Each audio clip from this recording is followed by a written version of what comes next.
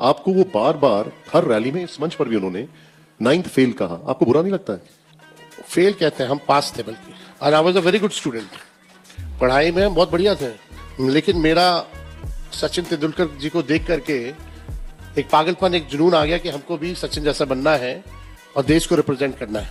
प्रशांत किशोर ने यहां पर बोला कि तेजस्वी जी कोई बहुत बड़े क्रिकेटर नहीं थे, वो बेसिकली वाटरमैन थे, तौलिया और पानी लेकर जाते थे। अच्छी बात है।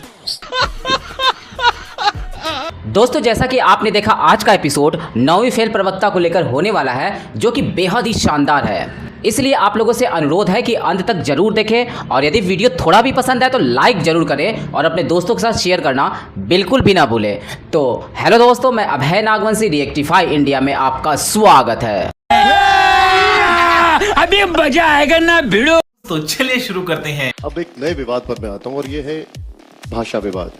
उद्धव ठाकरे और राज ठाकरे एक हो गए, और वो ये कह रहे हैं कि अगर महाराष्ट्र में रहना है तो मराठी बोलना है, मराठी सीखना होगा, और अगर नहीं बोल सकते तो फिर यहां से बाहर जाओ। मेरे को तो ऐसा धक धक हो रहा है। अब देखिए, देश का राष्ट्रभाषा जो है हिंदी है। ये देश सबका देश है, कोई भी देश के लोग कहीं भी जा सकते हैं, आ सकते हैं। हमें पासपोर्ट की जरूरत नहीं है, फिर तो आप स्टेट वाइज पासपोर्ट भी इशू कर दीजिए। तो हमको लगता है कि, और जब लोग नहीं जाएंगे तो बिहार के लोग अगर नहीं गए तो आप भी जान रहे हैं कि बंबई बंद हो जाएगा। ऐसे जो बढ़ता है बिल्डिंग बनना बंद हो जाएगा, लोगों के चूल्हे बंद हो जाएंगे। तुम्हें कैसे पता चला? तुम्हें कैसे पता चला? ये सच्चाई है। राज ठाकरे अगर इंडिया गठबंधन में आना चाहेंगे तो आप साथ होंगे या खिलाफ में होंगे? हम तो बिहार का ही देख रहे हैं, बिहार में तो कोई पार्टी ही नहीं उनकी। मैं इंडिया गठबंधन की बात कर रहा हूँ। नहीं, इंडिया गठबंधन, I am not decision maker in India alliance nationally. आपका ओपिनियन लेना चाहता हूँ। हम कन्वीनर नहीं है। नहीं, लेकिन आपका ओपिनियन तो होगा इस पर। कोई मैं नहीं बताऊंगा। बैठक होगी, कोई पक्ष तो रखेंगे। जब बात आएगी तय होगा, जब पूछा जाएगा तब देखा जाएगा। अभी अचानक से हम कुछ, आपने जो सवाल पूछा, ऐसा सवाल पूछा है जिसके बारे में हम अभी नहीं बोल सकते। बिहार में कांग्रेस को लालू जी चलाते हैं, ये बीजेपी भी कहती है और प्रशांत किशोर भी कहते हैं। पता नहीं, ये इसलिए बोला जा रहा है, और इसकी चर्चा अब ज्यादा इसलिए हो रही है क्योंकि उस ट्रक में जिसमें आप और राहुल जी थे, ये मुद्दे में- पप्पू जी और कन्हैया जी को नहीं चढ़ने दिया गया, और बीजेपी कहती है कि मुद्दे में- तेजस्वी जी को देखिए, पसंद नहीं, इसलिए नहीं चढ़ने दिया गया। हम कब बोल रहे हैं कौन हमको पसंद है कौन नहीं पसंद है? कभी भी एक शब्द भी किसी के बारे में हमने बोला तो आप बता दीजिए या हमको दिखा दीजिए। ये कौन कह रहा है कि हमको नापसंद है ये आदमी और ये पसंद है आदमी? अरे कहना क्या चाहते हो? राहुल जी की अपना सिक्योरिटी का अपना प्रोटोकॉल है, और सबको प्रोटोकॉल का पालन करना पड़ता है। अब प्रधानमंत्री जी आते हैं, बिहार के खजाने के पैसे से अपना चुनावी प्रचार करने आते हैं, रैली करने आते हैं, 100 करोड़ रुपया खर्च करते हैं, तो पीछे से एंट्री मारते हैं गाड़ी में। एक को खड़ा कर देंगे नीतीश जी को, एक तरफ कर देंगे सम्राट चौधरी जी को, और छोटका वाला पीछे खड़ा रहता है।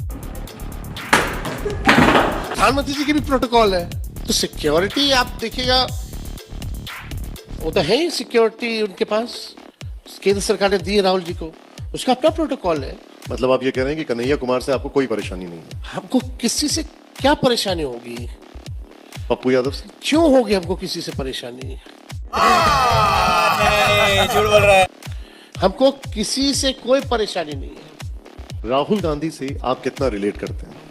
हम लोग नवयुवक लोग हैं। अच्छा, He has vision, even I have vision. हमें रास्ता पता है कि कैसे हमको आगे बढ़ना है, उनको भी पता है। राहुल जी भी किसी से नहीं डरते, हम भी किसी से नहीं डरते।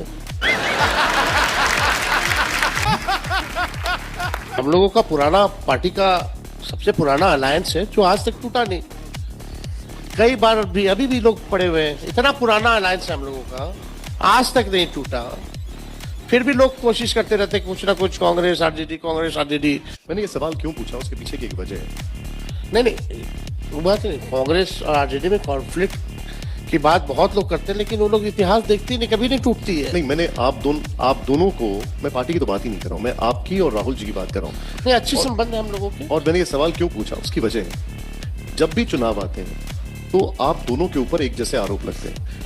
परिवारवाद का आरोप लगता है, निजी जिंदगी पर सवाल उठते हैं। बीजेपी कहती है कि वो जो है वो बाल बुद्धि हैं, आपके लिए कहते हैं कि वो पॉलिटिकली इमेच्योर बातें करते हैं। ये बड़ी अच्छी बात कही आप। एक बात बता दो जो हम पॉलिटिकली इमेच्योर बात की हो। वो कहती, बीजेपी कहती है बचकानी राजनीति करते हैं। बचकानी राजनीति तो उनके बीजेपी के लोग करते हैं, लेकिन नीतीश कुमार जी 20 साल रह करके थक चुके हैं। नहीं, लेकिन देखिए आप एक उम्र का असर होता है इस पे, कोई टिप्पणी आप बहुत ग्रेसफुली जो कह रहे हैं, लेकिन मैं आपसे जानना चाहूंगा कि आपको लगता है नीतीश जी अस्वस्थ हैं? उम्र का असर तो दिख रहा है। अच्छा, हमको सिखा रिया है। आप लोग अगर आकलन करें तो ज्यादा बेहतर होगा। हम तो अपोजिशन में कुछ भी कहेंगे, आप बोलिएगा अपोजिशन में, इसलिए कह रहा। आप जनता से पूछ लीजिए बिहार की जनता क्या समझती है। हमसे तो मुलाकात नहीं हो पाई, लेकिन आप ज्यादा मुलाकात करते हैं। नहीं, मुलाकात करने का यही तो फर्क है ना, क्यों नहीं मुलाकात होती है? सदन में आपसे तो मिलते होंगे। अभी कहाँ मुलाकात होती है? आते हैं, सामने बैठे रहते हैं। मेरे भाषण के समय तो गायब रहते हैं। जब भी मेरा भाषण हुआ है वो आए नहीं, मेरा भाषण जैसे खत्म हुआ वैसे आ जाते थे। वहां भी मारा। नहीं, लेकिन 1.5 साल पहले तक तो वो आप ही के साथ थे, मैं इसलिए सब मीडिया से इंटरेक्ट करते थे। तो क्या ये एकदम से ट्रांजिशन आया? अब तो मीडिया से भी इंटरेक्ट नहीं करते हैं। आप देखिएगा, हम थे तो हमको ही ना कहते थे कि अब तो तुम ही को ना देखना है, अब तो तुम ही को आगे बढ़ा रहे हैं। मतलब बाइट भी दिया करते थे नीतीश जी कहीं भी कोई कार्यक्रम में। अब तो मीडिया से इतनी दूरी बना ली है। तो आपके अनुसार अब नीतीश के बाद कौन? आपके अनुसार नीतीश के बाद कौन अब? हम बनेंगे। मैं बिहार की बात नहीं कर रहा हूँ, मैं पार्टी की बात कर रहा हूँ। हाँ? मैं पार्टी की बात कर रहा हूँ, उनकी पार्टी की बात कर रहा हूँ। उनकी पार्टी अब रहेगी कहाँ? जब नीतीश जी नहीं है तो पार्टी कहाँ से रहेगी?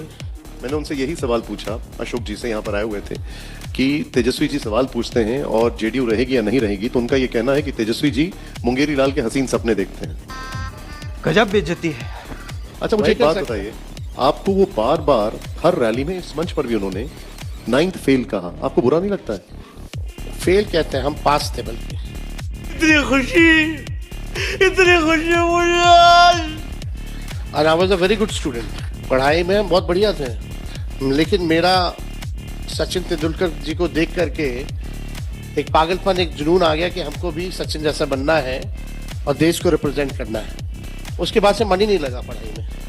प्रशांत किशोर ने यहाँ पर बोला कि तेजस्वी जी कोई बहुत बड़े क्रिकेटर नहीं थे, वो बेसिकली वाटरमैन थे, तौलिया और पानी लेकर जाते थे। देखा आपने लापरवाही का नतीजा है।